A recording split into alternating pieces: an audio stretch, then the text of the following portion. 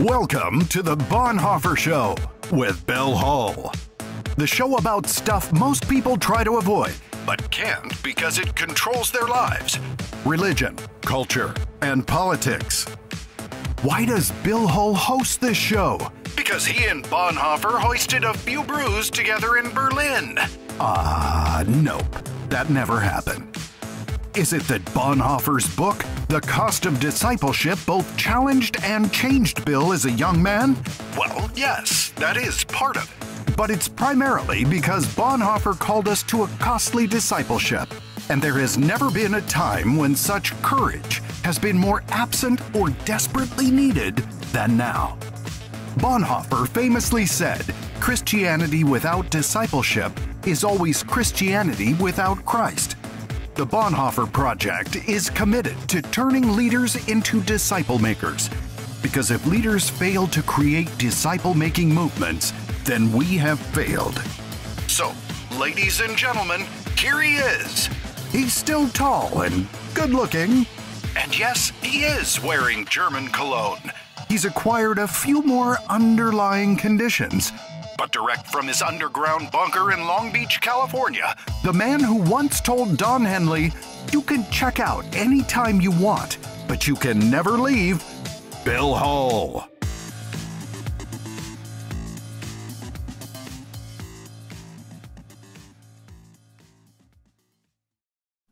Welcome to the Bonhoeffer Show.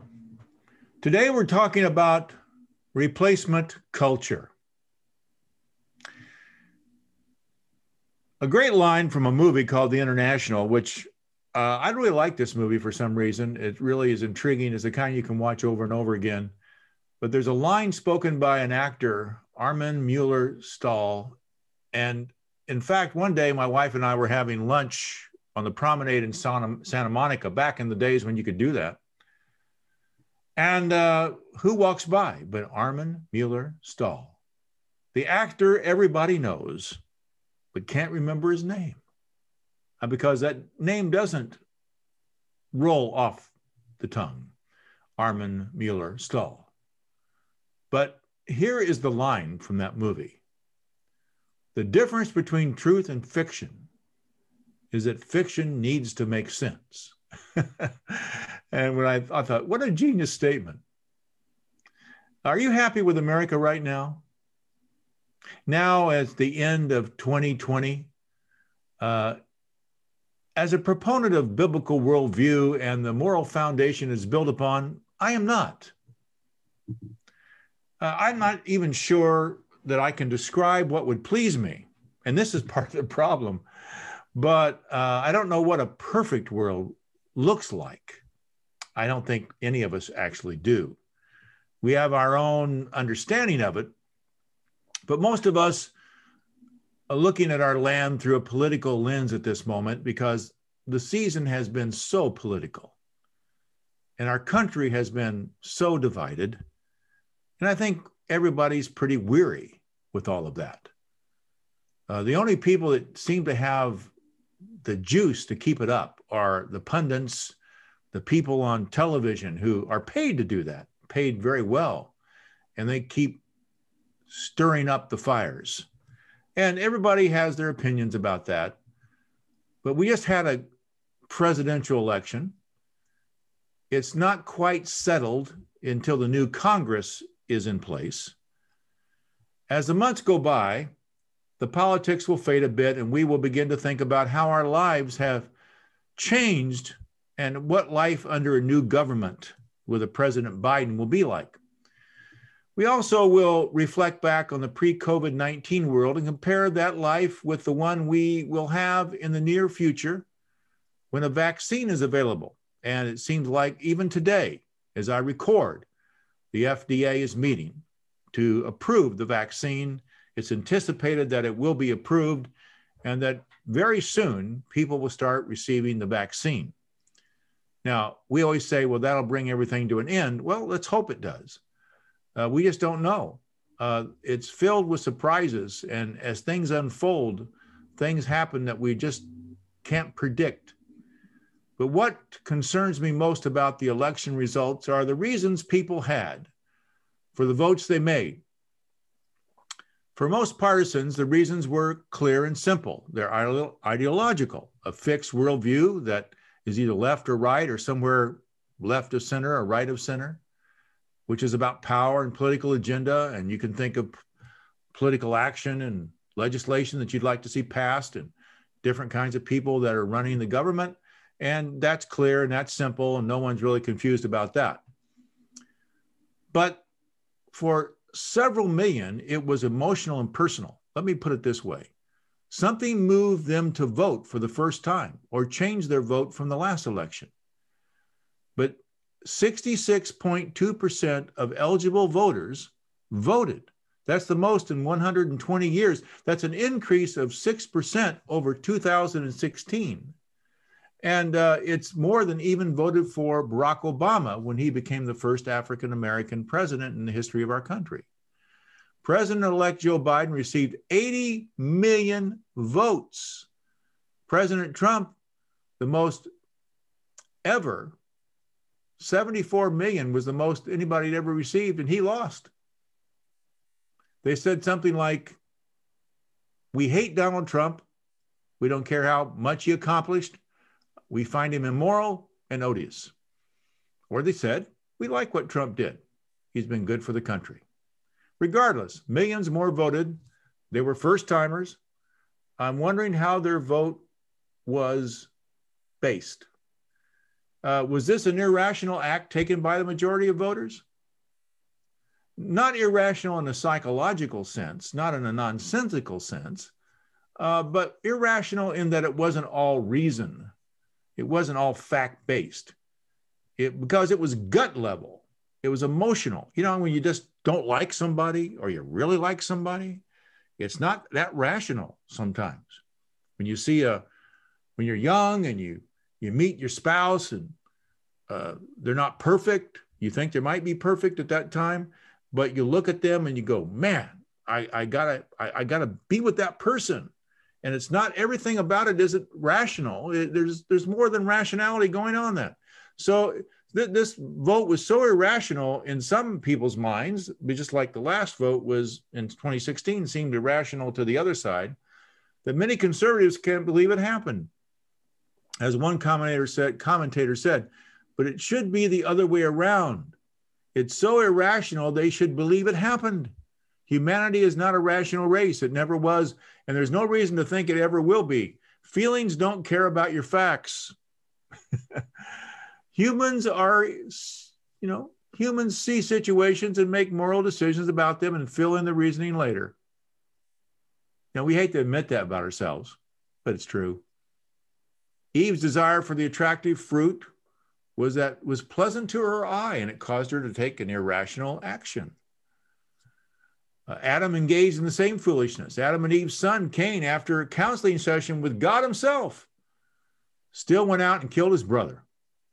Not a good start for the human race.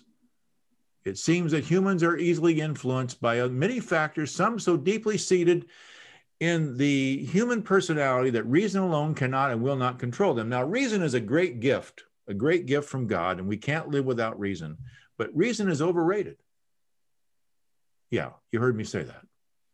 Reason is overrated because we live much of our lives and the decisions we make are not reasonable. The food you ate or didn't eat, the person you helped or didn't help, it goes on from there. And the beat goes on. Right now, we live in a culture that is being reshaped. Its inhabitants are their opinions and sentiments. The sentiments it is producing is increasingly secular and separated from the biblical narrative. And I think that's where today we come in with, what's the Christian idea here? Just as a way of review. The biblical narrative is that man is fallen and sinful, separated from God, and is without ability to save him or herself and the society in which we live. Save them from what, you might ask? Well, from the self-destructive tendency to serve self, to take more than we need at the expense of others, to punish and rid ourselves of whom we disagree with, or that are different from us or in any way threaten us. This includes to save ourselves from the greatest problem of all, the death problem, what the Bible calls sin and death, the law of sin and death. The law of sin and death is that because of sin, there is death, physical death. You die at two deaths. As it says in Genesis, dying, you will die, meaning you will die physically and you will die spiritually. The human race wants to live. They are made to live. No one under normal conditions wants to die, to not exist anymore, because we've kind of become fond of existing. You know, eternity has been embossed in our souls. People have done everything in their power to extend life, delay death, and even avoid the discussion about death.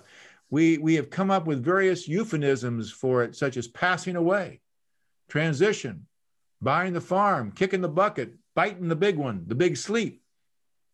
Anything but the raw reality of death, skeletons, and rotting flesh. Humankind would become or welcome being saved from that. I would think even it would be pretty unanimous. I think that even our atheist friends might give a nod to this kind of saving, but you won't hear any of this kind of talk in the impolite, exclusive society of national media. I call it impolite because it is really impolite. The name calling. Existing Western culture is laboring under the false impression that reason and science will save them. At least that's the impression you get when you listen to people talk, especially in the public square. For some reason, the idea that God undergirds all of this is foreboding, even though it's on our money, it's in our mottos, and most people believe that God is somewhere there, even though there's confusion about the details. And for the ruling class who control the flow of information in the culture, religion is pre-modern and primitive in thought. Only the uneducated or the graduates of state schools and the lower classes find any real solace in such ancient enchantments, they say. And many of those who voted for the last time or first time in the last election voted based upon a sentiment developed by this controlling secular narrative. What I don't mean here is that anyone who voted for Joe Biden was misguided or not Christian. I don't mean that. What I'm saying is that if their vote for Biden was to bring order to chaos, to calm the storm, to bring peace to the conflict, we're guided by a false narrative. That desire for something more normal was developed on a foundation of irrational thought. The point is that this is not surprising because we are irrational beings. It's just as irrational to believe that a vote for Trump was any more rational. He fueled the fire and resentment in the American public concerning the ruling elite, the press, and claimed they were all fake, crooked, and corrupt. Yes, there were some who were corrupt. Yes, there are some who are fake at times, excuse me. But so was he going back to the birther claims about Obama. That was crazy. The size of his hands, that was nuts. His inaugural crowd, the size of his crowd, I mean, come on now. He discredited himself in ways that were self-destructive. Here's my point. If you don't like the culture the way it is, then replace it. And we should have started about 30 years ago. How does one go about such a gigantic task? Well, before we answer that gigantic question, let me take you to Steve Simmons, who's going to tell you about how you can get involved in the Bonhoeffer Project. And if you're not, shame on you. Get involved. Come on. We turn leaders into disciple makers. That's the mission of the Bonhoeffer Project. But before we can turn you into a disciple-making leader, we need you to be in a cohort. A cohort is a 1-year, 10-meeting, book reading, praying, wrestling, writing, planning challenge that has the potential to change you and thus redirect your life. Interested? Here's the process. Go to our website, thebonhoefferproject.com, and complete the application form. We will contact you. We will then help you select the type of cohort that's best for you. In person, online, or online school, which is asynchronous, so it's not affected by time zones and anyone in the world can access it. Oh, and training is now also available in Spanish. In the meantime, subscribe to the show, read one of Bill's books, and send us a question you want Bill or some member of the Bonhoeffer team to answer. And now, back to the show. Okay, how do we change this stuff? How do we build a replacement culture? How is it done? Well, naturally, we would simply observe how the philosophical, theological, and politically left shaped the culture and replaced it with their viewpoints in the last 50 years, 60 years, and then say, okay, that's how you do it. The most fundamental means was the university. I know most people don't think about this that same way, but it was the university. It's a long march through our university system. What rose out of the ferment of the 1960s sexual revolution and the anti-war movement was a concept of freedom that had been twisted and malformed by the critical theory, which I did a program on not long ago. It's freedom from, not freedom for. Freedom from restriction, freedom from authority, freedom from discipline, freedom from meritorious work. And it's not freedom for those things, it's freedom from those things, which of course leads to sloth, it leads to anarchy, it leads to mixed results, to say the least. The critical theory basically questions the basis of all forms of knowledge. That's why it's called critical. Its primarily tool was Hegel's dialectic of thesis, antithesis, synthesis. I've mentioned this before, let me review it quickly. You take, for example, a thesis, that's the story of Adam and Eve, that it might be true. All right, then the antithesis is that it's not true, that it's a metaphor, it's a fairy tale, it's enchantment. The dialectic is to argue back and forth until you reach a new understanding about the story of Adam and Eve. You call it synthesis. Something like Adam and Eve's narrative is instructive and helpful and helps us in our lives, but not real history. This dialectic continues through time to advance a more refined and elevated truth, gradually discovering generation after generation. And so the critical theory applies to any belief system, particularly moral truth, and beliefs that undergird institutions such as family, church, government, business, industry, and of course the academy.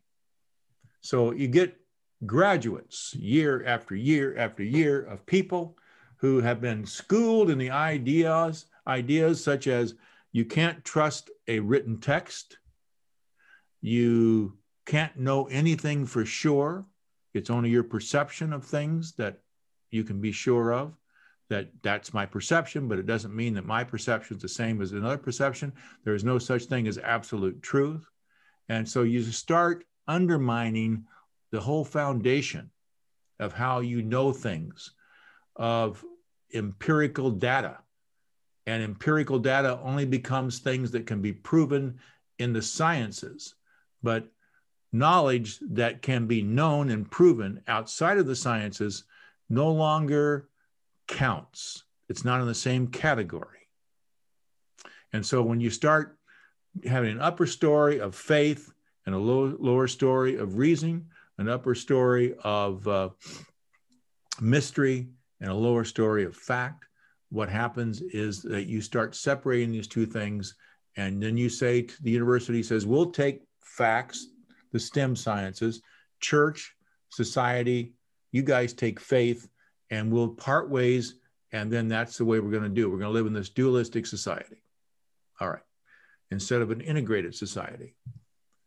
The first step is to form alternative educational systems that will compete with the university. So if you don't like what's happening in the universities, then make new universities, make new forms of knowledge. The same goes for big tech, who are now more powerful than the government. I mean, if you don't believe that, you're not paying attention.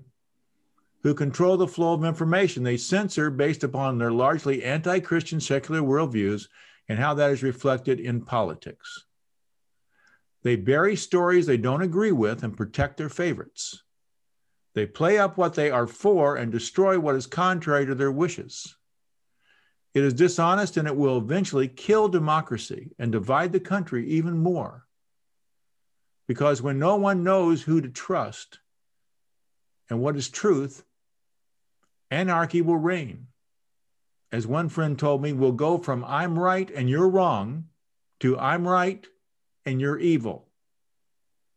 Every major institution and force in the culture will need to be infiltrated and transformed or simply replaced. I believe that many of the major media companies will be passé in 4 years, possibly even like CNN, MSNBC, and Fox. Even the major networks might be dissolved, absorbed, or not be recognizable because they have been discredited. The alternative media, as represented by podcasts and new media companies, are more open and honest, will rise and replace them. I will recommend the church to flood the zone with bright and young journalists who will return to actual journalism. Do the work of reporting. Get 2 sources before reporting the news. Stop giving your opinion. Journalists are supposed to be the referee, not the participant. The same strategy goes for films, books, magazines, public schools, private education. The sports industry, in particular, needs to be cleansed of its political bias. This is about fairness, truth, and integrity. Without it, we are lost. I write about this because it all has such a powerful influence on how we think, even what we feel. The less we read the Bible, and that's a problem. We used to think that we just had too much Bible in our churches. Well, that's not the case anymore. The less we read the Bible and believe it, the more we are controlled by the culture. See, in other words, you become the disciple, not of Jesus and not of his word and his worldview, but you are a disciple of your culture. And so there you sit as a disciple of the culture, and you're hearing the scriptures being taught, and the less of them you believe because of the fact that you are fundamentally being changed by the society outside your church environment.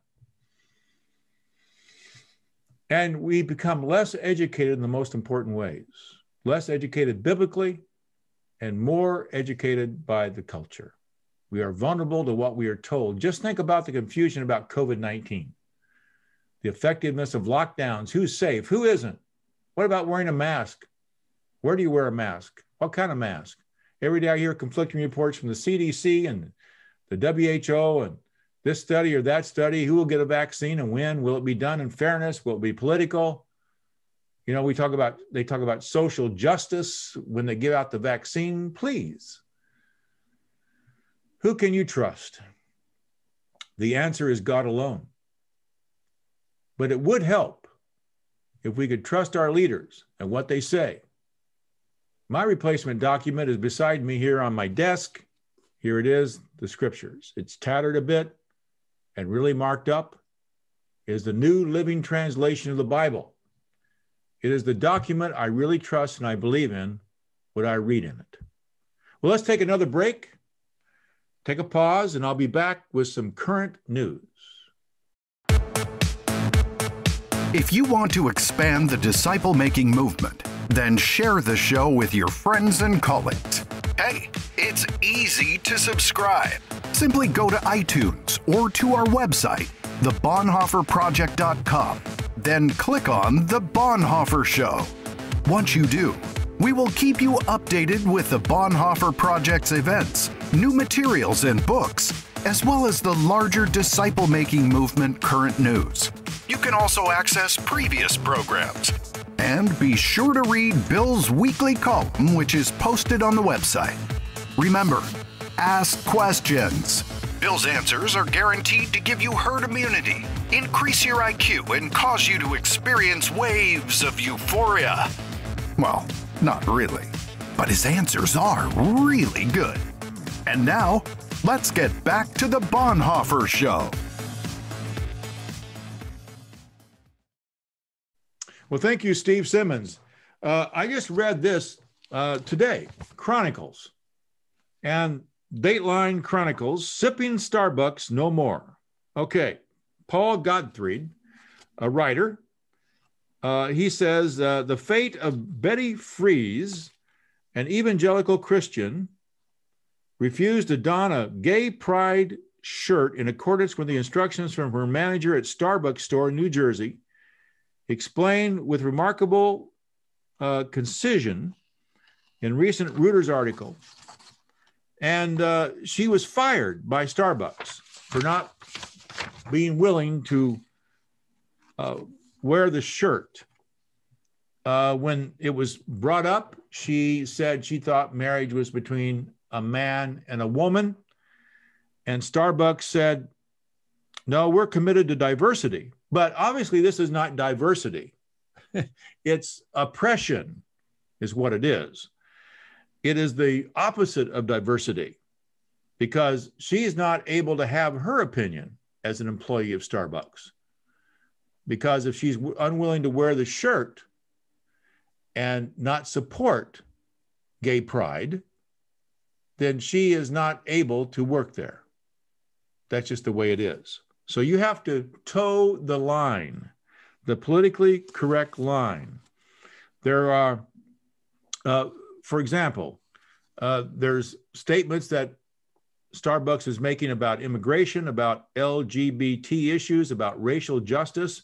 And of course, I remember what Shelby Steele likes to say: if you put the word racial before the word justice, or social before the word justice, you can be sure it's not justice, but social engineering and abortion.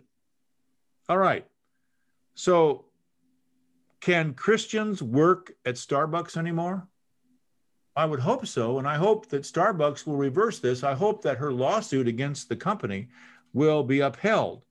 And I would just like to put the shoe on the other foot test to Starbucks.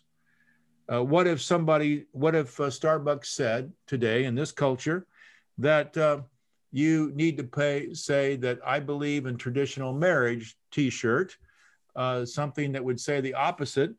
And this is what Barack Obama believed in 2008 when he was running for president. At least he said he did believe. And so did Hillary Clinton, that they believed at that time that a marriage was between a man and a woman. So I'm wondering if you put the shoe on the other foot and took a Christian viewpoint, and the t-shirts reflected that more conventional, traditional, Judeo-Christian viewpoint, whether or not that could survive in today's world, or who would they have to fire?